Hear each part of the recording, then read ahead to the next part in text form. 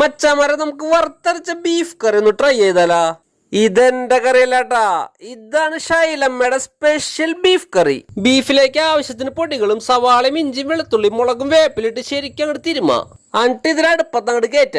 നമ്മുടെ മെയിൻ സാധനമായ വറുത്ത് വെച്ചേക്കണ തേങ്ങനൊന്ന് ഡീസന്റ് ആയിട്ട് അരച്ചെടുക്കുക. ഷൈലമ്മ പല ടൈപ്പിൽ ബീഫ് വയ്ക്കാറുണ്ടെങ്കിലും എനിക്ക് ഏറ്റവും ഇഷ്ടപ്പെട്ടത് കേട്ടാ ആദ്യം തേങ്ങ കൊത്തിടണേട്ടാ.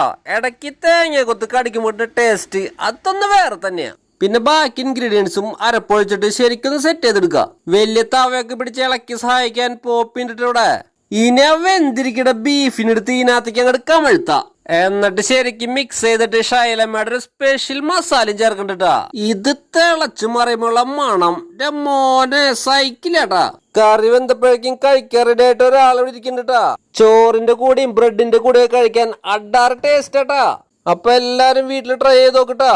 Bye from SS Foodie Couple.